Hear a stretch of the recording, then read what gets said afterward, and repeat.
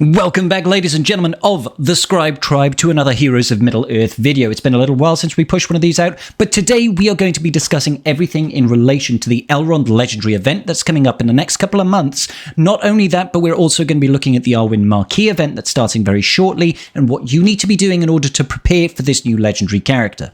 Now, if Elrond is any indication of how the legendary event releases used to be in Galaxy of Heroes, he is going to be a super important character to get. So let's not mess this up. Let's break it down.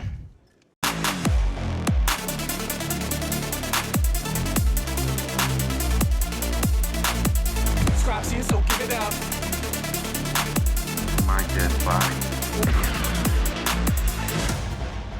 Alrighty, first and foremost, let's briefly go over the announcement that came out a couple of days ago in relation to the new legendary event, the very first legendary event for Heroes of Middle-earth, and it is going to be for our boy Elrond over here. Now, his character assets are already in the game. We get to see him, we get to use him as an ally occasionally, and I believe we've actually fought against him as well in some of the actual campaign missions. Now, what do we know about the new legendary Elrond? Well, apart from the fact that he is a healer, he can revive, and he does some good damage, and the fact that he is obviously an elf, that is about all we know so far. However, there have been some data mines around Elrond about what are going to be his requirements. And ultimately, guys, it's going to be a struggle. This game is brand new, okay? This game is brand new. It's only been out a couple of weeks, and any characters that are going to be required at legendary level have got a 5-star legendary unlock, okay? So in order to unlock the character, you need to have the represented characters for that unlock at a minimum of 5 stars. Now, the data mines that we have had so far have suggested that the unlocks for Elrond are going to be the elf faction, but not only just the elf faction, they're going to be specifically named ones, okay? As it is right now, there are only 5 elves in the game, and Arwen technically isn't even in the game available yet. She's going to be a marquee coming out very shortly. We'll discuss that in a little bit. But Elrohir, Naramiri, Leliel, Lomion, and Arwen are all the characters required at a minimum of 5-star for this unlock. However, the data mine has also announced, well, it's not really an announcement, guys. Take it with a pinch of salt. Data mines are subject to change. They are not confirmed. They are not official announcements by APGAINS about what's required. It is going to be Elladan. Now, Elladan is Elrond's son, and them being a requirement in this data mine would suggest that he's probably going to be a marquee that will most likely follow Arwen's release in about a week's time, I believe.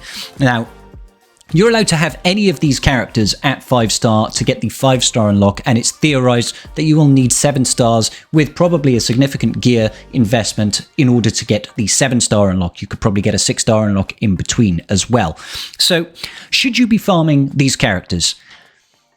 Cautiously, I would say yes. Okay, it makes sense. Having elves to unlock Elrond is very similar to how Star Wars Galaxy of Heroes does a lot of their legendary unlocks. It's either going to be characters related to the faction or enemies that face against that legendary character that get used for the unlock. It is not confirmed 100%, but it is reasonable to assume that elves are going to be required to unlock the leader of Rivendell. It makes total sense to me. Now, Elrohir and Naramiri are both guild energy campaigns, so you can't farm them both at the same time. You could do a bit of one and a bit of the other, but honestly what I would recommend is that you actually start out with Elrohir. The reason I'm saying Elrohir first is because Elrohir is actually on guild campaign 3.1, so you'll be able to benefit from the better drop rates, the higher conversion of gold currency, and the additional ability materials that you can earn. And I would recommend you simply farm Elrohir until you get to 5 stars. Now, that is a significant investment, guys. It does take quite a bit of time for us to get to 5 stars because, well, A, there is a lot of shards to earn, but B, the other side of it is if you do not have the gem income in order to actually fuel the refreshes for your campaign energy, it's going to take you quite a bit longer. The other side of it, of course, is the fact that in order to actually get those star levels up, it requires a significant investment in gold. Here's the gold conversion cost of getting your characters up to certain star thresholds. You can see unlocking them at first point doesn't cost you any gold, but then the initial gold cost going to 2 stars is 900, then it jumps up to 19,000. 4 stars we're going to 80, 5 stars is 150,000.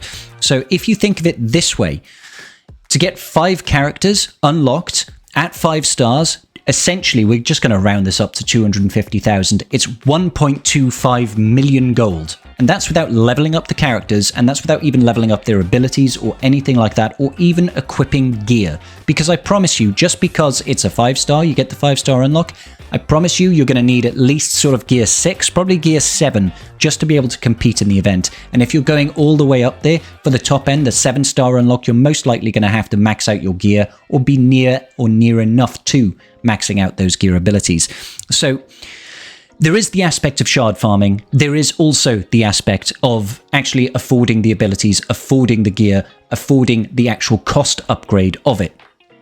However, that being said, just because it's very, very expensive does not mean you shouldn't be focusing on it right now. Because typically how legendary events happen is that character will drop as a legendary event or will be available maybe for a week, maybe for 2 days. We're uncertain how CG is going to handle this. And then they will no longer be available for a period of 3 months, 4 months, 5 months, 6 months, a year. We don't actually know. So if Elrond turns out to be a fantastic legendary character that is completely meta-defining and you're unable to make it for the first round, there is no harm in you preparing. You don't have to actually spend the gear, the currency on increasing the star levels of your characters. You don't have to worry so much about that because ultimately you could just farm the shards and save it until he gets announced again. Okay, so you can farm everything that you need for a future unlock, so that when it comes around the second time, you are absolutely 100% prepared and not caught with your pants down, which would be a very uncomfortable situation to be found in. So what do we know about the Arwen Marquee event that's coming in 6 days? Well, the Marquee event is 6 tiers and it's open to players from level 30 and beyond. So if you're not even close to level 30, you better get cracking if you want to compete. You should be able to do that in this sort of time frame. Okay, so the first 4 tiers are going to drop 25 shards of Arwen. That is 100 total shards for this particular character, and that is enough to unlock her at 3 stars, as we can see here. So the cumulative shard cost up to 3 stars is exactly 100.